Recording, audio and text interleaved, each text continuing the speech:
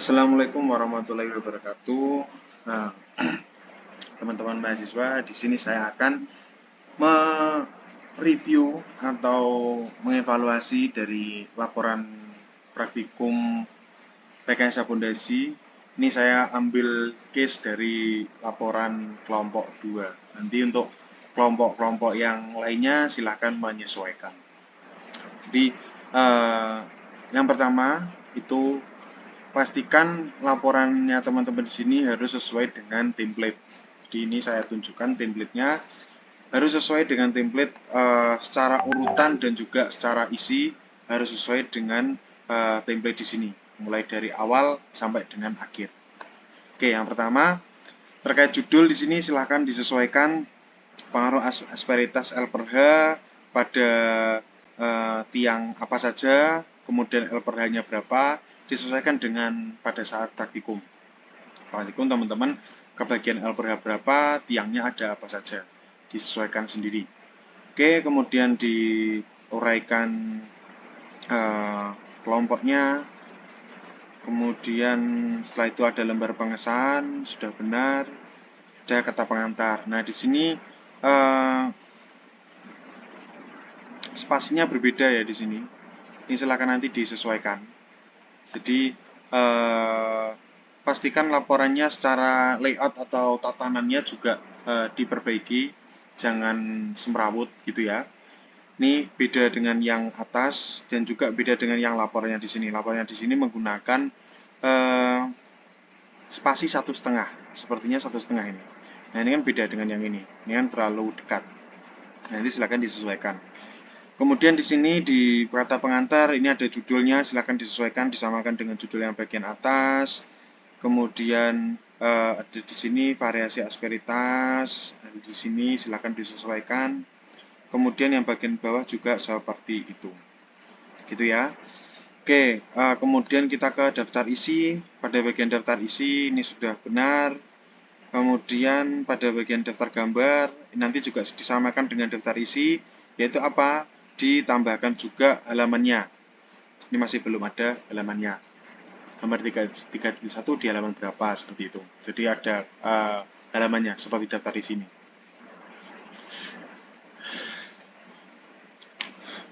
Oke, kemudian di sini penomoran halamannya juga diperbaiki.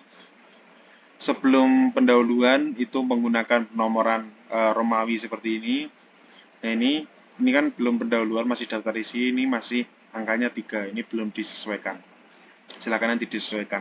Halamannya berada di tengah, jangan di pinggir, di tengah sini. Gitu. Untuk daftar gambar, ini disesuaikan juga dengan daftar isi, sama daftar tabel, daftar grafik. Oke, sekarang kita masuk ke bab 1 pendahuluan. Oke, secara tatanan silakan disesuaikan seperti ini. Jadi yang ini itu ditarik sampai dengan yang sebelah sini. Jadi menggunakan rata kiri kanan dengan spasinya seperti ini. Kemudian rata yang bagian kiri itu lurus dengan satu di sini. Oke, itu secara tatanannya. Kemudian secara isi pada bagian bab 1 di sini, nih harus disesuaikan dengan outline-nya. Jadi yang pertama terkait pentingnya daya dukung pondasi dalam rekayasa geoteknik, kemudian relevansinya, asperitas dalam menegakkan kapasitas dari pondasinya, kemudian tantangan dari desainnya di sini. Oke, ini yang pertama terkait daya dukung merupakan kemampuan dalam rekayasa geoteknik daya dukung. Nah, di sini mungkin bisa ditambahkan ya, karena di sini kan pentingnya daya dukung, otomatis kalau penting di sini pasti ada sebuah masalah atau problem. Nah, di sini nanti silakan ditambahkan. Mungkin terkait problem-problem apa di dalam daya dukung, kenapa kok daya dukung itu harus kuat atau harus besar, itu digunakan untuk apa dan lain sebagainya, permasalahannya itu bisa dimasukkan di dalam bagian latar belakang di sini. Kemudian masuklah ke yang kedua, nanti silakan diperbaiki ya. Kemudian yang kedua terkait relevansi dari asperitasnya dalam meningkatkan dari kapasitas pondasi. Di sini asperitas berperan penting. Nah, di sini. Nah, bagaimana asperitas itu mampu untuk meningkatkan kapasitas fondasi, itu harus muncul di bagian latar belakang di sini. Tuh. Kemudian tantangan desain dengan inovasi pada struktur asperitas, ini penerapan inovasi menghadirkan tantangan teknis. Nah, ini seperti itu. Oke, kemudian ini diakhiri dengan penelitian ini bertujuan. Oke. Nah, di bagian latar belakang di sini ada bagian yang kurang, yaitu apa? Yaitu terkait sitasi. Jadi di sini masih belum ada sitasinya.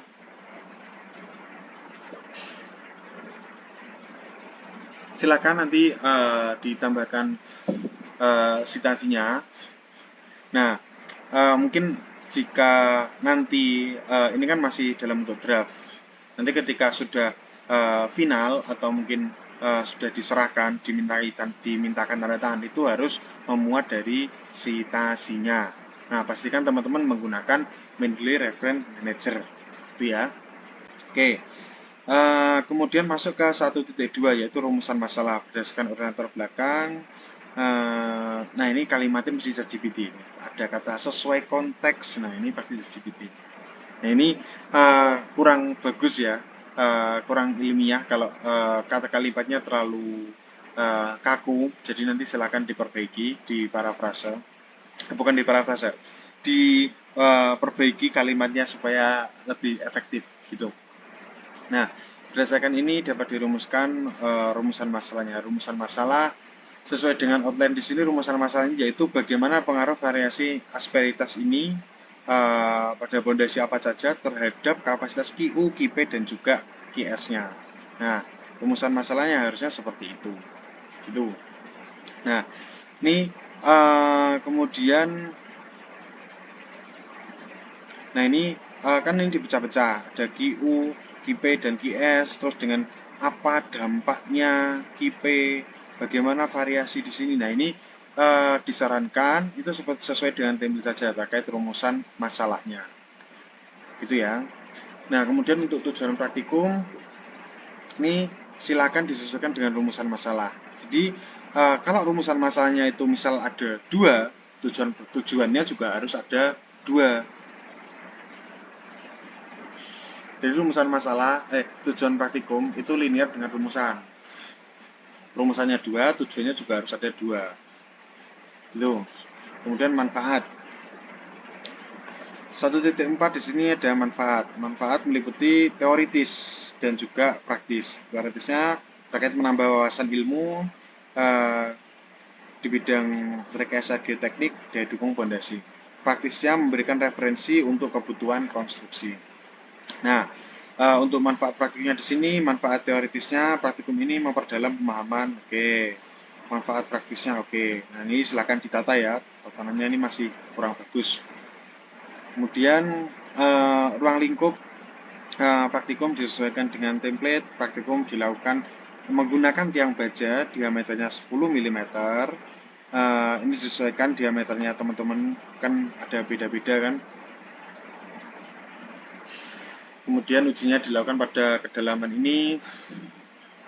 Nah, ini tinggal disesuaikan dengan outline dari ruang lingkupnya seperti ini, dan juga ketika teman-teman kemarin nguji itu bagian diameter berapa, kemudian tiangnya ada apa saja. Itu. Kemudian kita masuk ke bab 2. Landasan teori. Oke, 2.1 kapasitas daya dukung fondasi. Dengan outline definisi dari parameter daya dukung QU, QP, QS, kemudian hubungan kedalaman, deformasi, dan distribusi beban. Nah, harus dijelaskan seperti itu. Mulai dari kapasitas daya dukung, QU, QP, dan juga QS. Kedalaman tiang, ini deformasi dan distribusi beban. Kedalaman tiang. Nah ini ya, jadi kalimatnya itu jangan terlalu pakai ChatGPT ya. Dalam artian saya tidak melarang menggunakan ChatGPT, tapi kalimatnya itu perintahkan aja di ChatGPT itu harus menggunakan kalimat efektif, seperti yang diajarkan kemarin, kalimat efektif, style manusia, kemudian diksinya menggunakan diksi teknik sipil bidang geoteknik. Nah ini contoh-contoh kalimat yang tidak efektif itu seperti ini. Ada pertama, kedua. Nah, seperti ini. Itu tidak efektif. Ini pasti kalimat-kalimat dari ChatGPT. Nah, kemudian juga selain itu, di landasan teori, ini juga harus dilengkapi dengan citasi. Nah, ini masih belum ada citasinya sama sekali. Nah, silakan nanti dilengkapi. Kemudian di 2.2 asperitas. Nah, ini sudah sesuai. 2.2 ada asperitas. Di sini menjelaskan terkait apa itu asperitas, kemudian geometri asperitas. Di sini ada L dan H, oke. Panjang asperitas ini apa? Panjang yang dimasukkan di sini itu apa? Tinggi yang dimasukkan di sini apa? Itu harus didefinisikan di sini. Panjang asperitas merupakan dimensi horizontal yang sebagai contoh asperitas memanjang sepanjang permukaan tiang.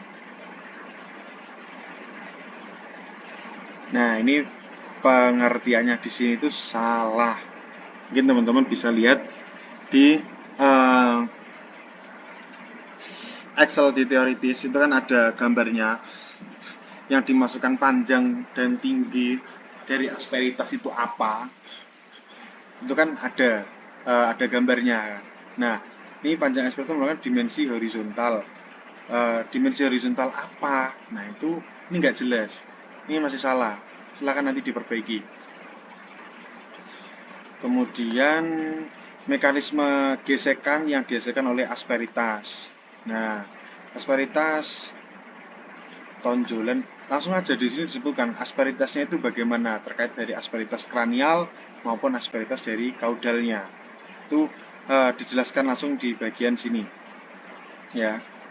Ini masih belum ada penjelasan L dan H-nya masih salah. Kemudian asperitas dari kranial dan kaudalnya belum ada dasar teorinya di sini. Dan ini kan dituliskan mekanisme gesekan, ya kan? Nah, di sini juga harus dijelaskan mekanisme gesekannya seperti apa. Oke, kemudian 2.3 hubungan penetrasi dan kapasitas pondasi. Nah, di sini menjelaskan tentang apa? Nih, peran kedalaman pemancangan dalam distribusi beban. Jadi fokusnya di sini adalah bagaimana peran kedalaman pemancangan itu dalam pendistribusian beban. Nah, di sini kedalaman tiang mempengaruhi kapasitas daya dukung. Oke, bisa prinsipnya. Nah, ini seharusnya bisa dijelaskan lebih detail lagi bagaimana terkait peran kedalaman itu, kedalaman pemancangan itu dalam distribusi bebannya. Itu bisa dijelaskan lebih detail lagi. 2.4 terkait karakteristik material tiang dan tanah.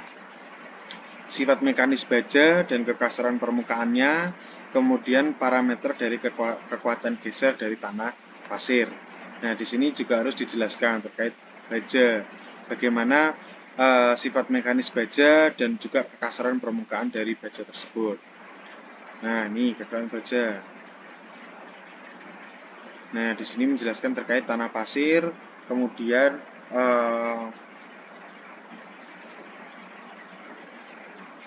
nah, di sini kan ada parameter kekuasaan geser tanah pasir.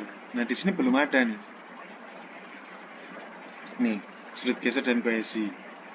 Nah, sudut geser ini sudah ada sebenarnya, sudut geser dan kohesi. Tapi penjelasannya dari sudut geser dan kohesi itu di sini masih belum dijelaskan secara detail. Bagaimana terkait apa? Bukan hanya teman-teman menjelaskan terkait sudut geser itu apa, kohesi itu apa. Tapi fokusnya di sini kan terkait pondasi. Jadi harus ada di sini keterkaitan antara parameter kekuatan geser tanah pasir ini itu terhadap apa ya? Terhadap pondasi. Seperti itu. Ini silakan diperbaiki. Ini berlaku juga ya untuk kelompok-kelompok lainnya. Sekali lagi saya ingatkan. Dan ini berlaku juga untuk kelompok-kelompok lainnya. Meskipun di sini saya hanya mengevaluasi laporan kelompok 2, tapi saya sudah melihat dari beberapa di kelompok-kelompok lain itu kurang lebih yang perlu diperbaiki itu disesuaikan aja dengan video ini, dalam artian urutannya harus seperti ini, terus apa yang perlu diperbaiki, semisal kurang nanti silahkan diperbaiki, disesuaikan dengan yang saya jelaskan di sini. Oke, kemudian di bab 3 metodologi. Ya, sesuai dengan urainya 3.1 alat dan bahan. Kemudian ada alat yaitu mesin pemancangan, alat uji beban, profil asperitas, sensor beban. Nah, di sini untuk mesin pemancangannya seperti yang sudah dijelaskan Pak Aga tadi grup, itu kan diberikan nama bahwa di sini namanya apa? Yaitu small scale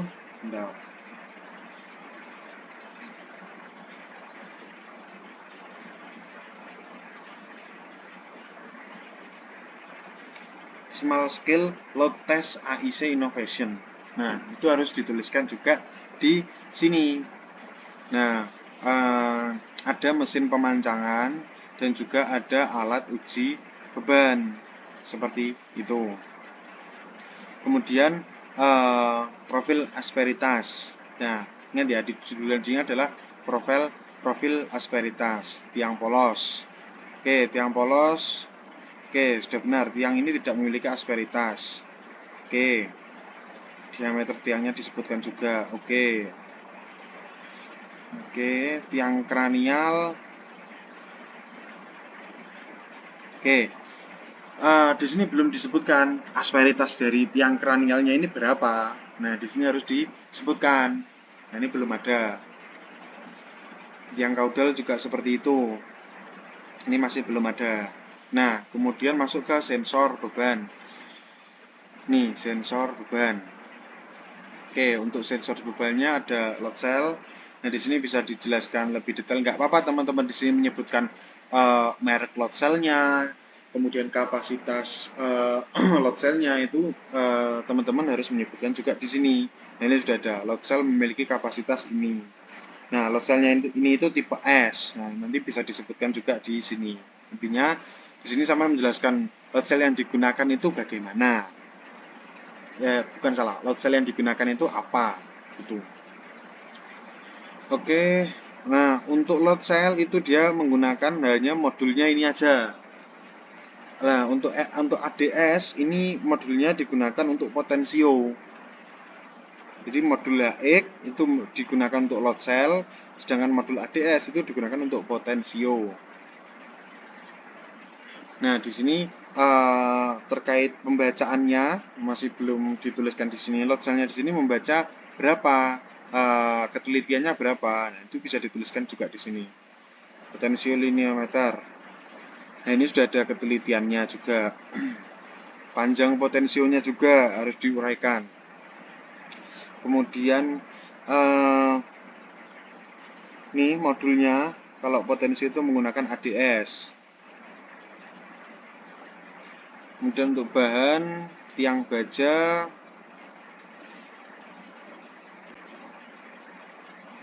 pasir di sini, oke. Nah, di sini pasir yang belum teman-teman sebutkan yaitu apa? Kemarin kan pasirnya kan ada berat volumenya. Nah, itu yang harus saya sebutkan. Teman-teman kemarin menggunakan berat volume berapa, itu harus muncul juga di sini. Yang penting yang pasti di bagian pasir ini harus menjelaskan profil dari pasir yang digunakan itu seperti apa. Oke, 3.2 prosedur pengujian, tahapan pemancangan. Oke, ada pemancangan, ada tahap uji beban.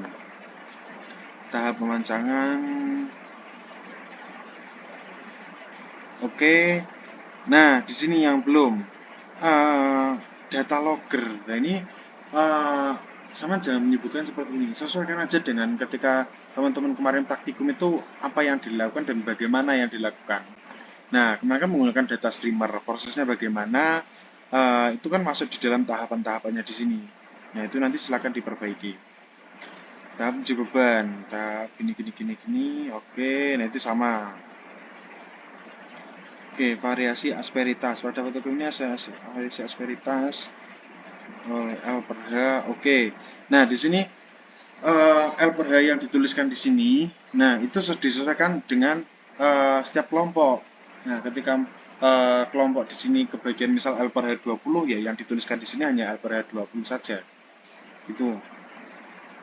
Parameter yang diamati QU, QP, IS. Oke. Kemudian 3.5 analisis data. Oke, analisis data itu ini kan sampaikan hanya menjelaskan terkait pengertiannya kan.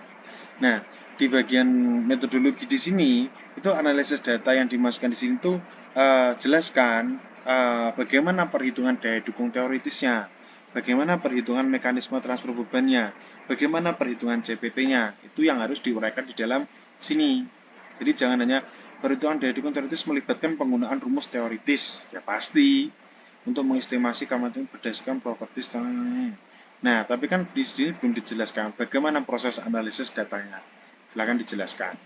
Oke, sekarang kita ke bab 4, hasil dan pembahasan. 4.1 hasil perhitungan teoritis. Nah, dia harus disesuaikan dengan ini ya.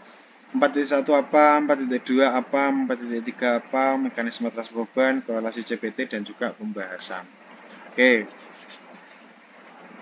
sini 4.1 terkait hasil pemancangan teoritis dan uji praktikum. Ini jangan uji praktikum ya. Disesuaikan uji, kan praktikumnya kan ada dua, ada uji pemancangan sama uji beban. Nah, uji praktikum ini maksudnya gimana? Silakan diperbaiki. Nah, A. Tiang polos, tabel 4.1 hasil pemancangan teoritis dan uji tiang polos. Nah, di sini juga jangan uji tiang polos. Maksudnya di sini uji apa? Gitu ya. Kemudian hasil pemancangan teoritis, bukan pemancangan teoritis, tapi apa yang disebutkan di sini? Misal teoritisnya di sini kan QU teori ya, berarti kan daya dukung, berarti hasil daya dukung teoritis dan uji apa gitu. Oke, terus ini sudah menarasikan. Oke, hasil uji pemancangan pondasi.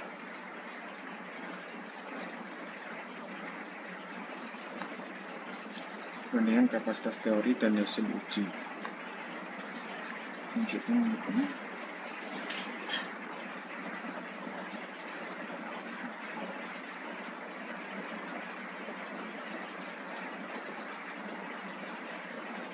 Oke, pastikan ya di sini. Kalau teman-teman di sini menggunakan kedalaman milimeter, di sini juga harus gitu. Atau kalau misal menggunakan D, kedalamannya menggunakan simbol D atau depth, itu ya seragam. Dan ini juga belum ada satuannya. Silahkan diperbaiki. D per B, GU.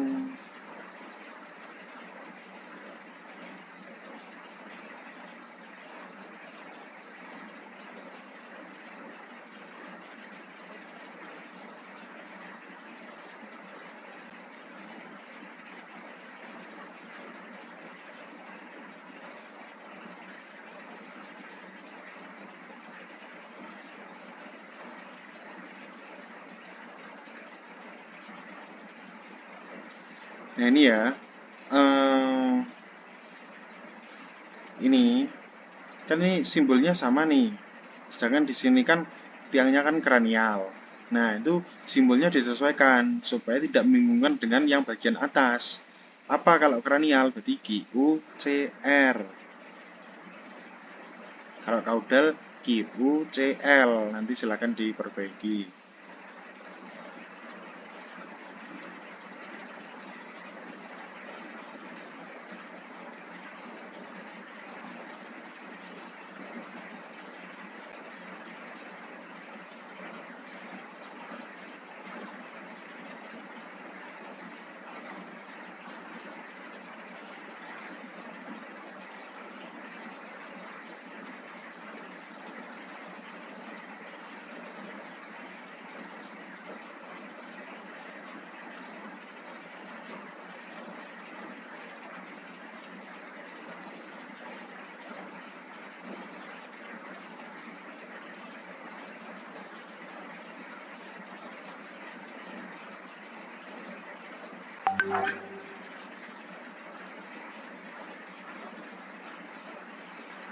Nah, ini jangan ditulis polos PL ya.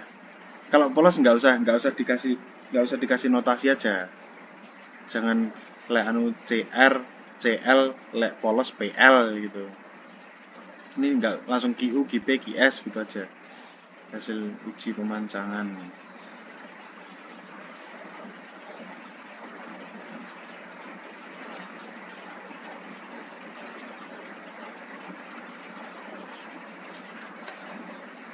Hasil uji pemancangan, tabel, dan grafik.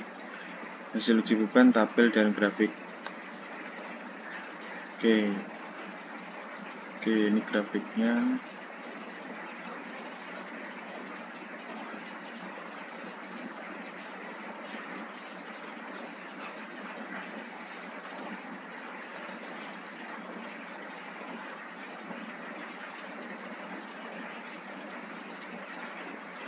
Kok iso PR?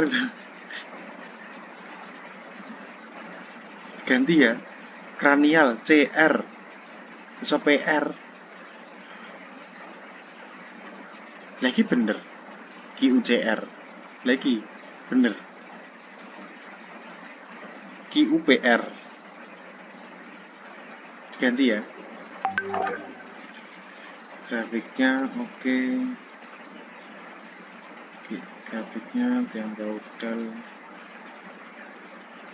Nah ini tatanannya juga, ini fontnya salah, ini Calibri. Silakan diperbaiki. Untuk kelompok-kelompok lain juga seperti itu ya.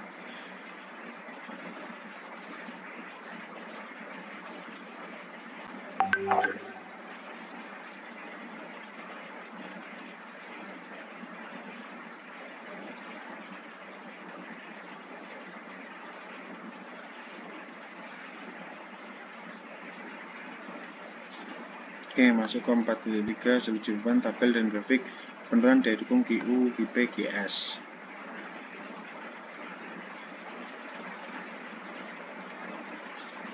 Oke, untuk kranial, uji beban kranial.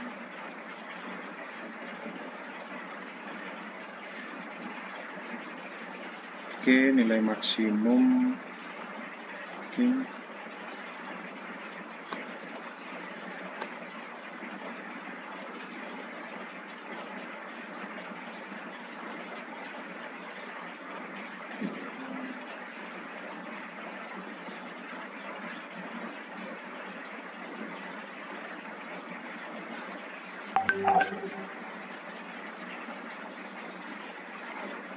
Ini juga ya, formnya silakan diperbaiki.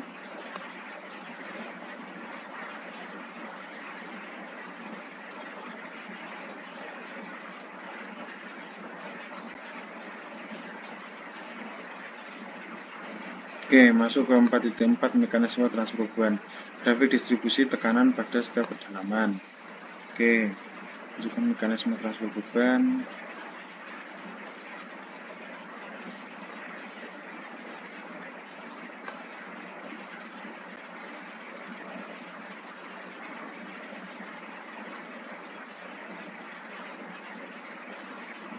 Oke, korelasi CPT, grafik KISE FS QAD.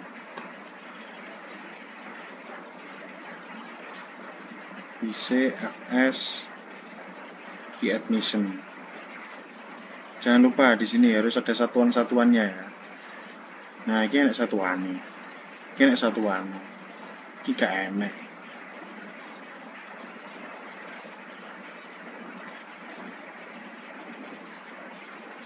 Yang kranial.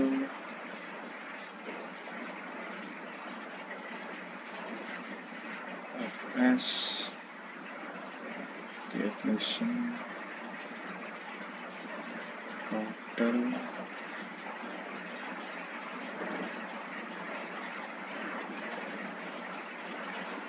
Oke, sekarang masuk ke 4.6, pembahasan analisis pola distribusi beban akibat asperitas, perbandingan tiang polos dan tiang dengan asperitas. Oke, ini perlu diperhatikan bahwa pembahasannya itu ada dua outline.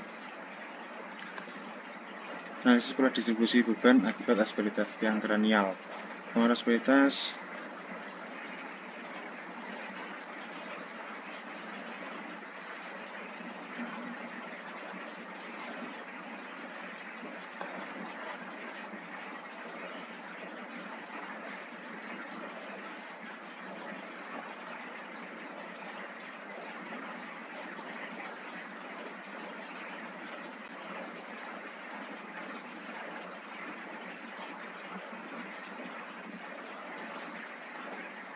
Oke, ini kan sudah ada perbandingan dengan tiang polos, ya kan? Berasperitas memiliki daya dukung. Oke, tiang kaudal, kontribusi.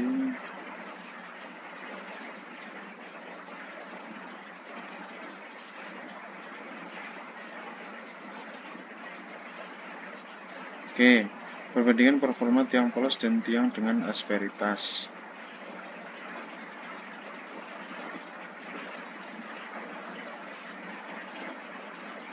Oke, nah di sini itu membandingkan antara polos, kemudian dengan kranial dan juga kaudal. Pada apanya? Pada GU-nya, pada GP-nya, dan juga pada GS-nya. Silakan dibahas berdasarkan apa? Berdasarkan hasil-hasil yang ada di 4.6 ke atas. Gitu. Oke, ini kesimpulan dan saran masih belum dikerjakan. Disesuaikan dengan template di sini ringkasan. Ini masih belum dikerjakan. Nah, kesimpulan itu menjelaskan terkait apa? Yaitu ringkasan bagaimana sih pengaruh dari asperitas, yaitu kan ada kranial, ada kaudal. Nah, dibatasi dengan L per H berapa, itu terhadap daya dukung dari fondasinya. Nah, itu apakah dia meningkat atau mungkin menurun. Nah, itu nanti dalam bentuk ringkasannya itu di kesimpulan ini. Kemudian diberikan juga 5.2 saran, yaitu untuk bagaimana lanjutannya, mungkin untuk kondisi tanah yang berbeda ataupun yang lainnya, seperti itu. Nah, daftar pustaka ini juga masih belum ada, seperti yang saya jelaskan tadi, bahwa menggunakan Mendeley Reference Manager, silahkan nanti mencari dari jurnal, buku, untuk jumlah daftar pustakanya minimal 25. Silakan, ini belum ada, silakan dilengkapi. Kemudian untuk lampiran-lampirannya ini juga masih belum dilampirkan, ada data uji dan juga sampai dengan yang terakhir, seperti itu. Ini silakan dilengkapi, lampirannya ini belum ada. Oke, mungkin sekian evaluasi dari saya. Mungkin jika kelompok lain mungkin nanti ada beberapa uraian yang ada di laporan kelompok 2 ini yang tadi tidak saya bahas, atau mungkin saya langsung scroll, itu berarti menandakan bahwa itu sudah dianggap benar. Jadi nanti teman-teman mungkin kalau lihat ada yang saya loncati atau mungkin tatanannya nggak seperti ini, itu silakan disesuaikan dengan yang ditampilkan pada YouTube ini. Seperti itu. Untuk kelompok lain catatannya seperti itu. Terima kasih atas perhatiannya. Saya tutup. Wassalamualaikum warahmatullahi wabarakatuh.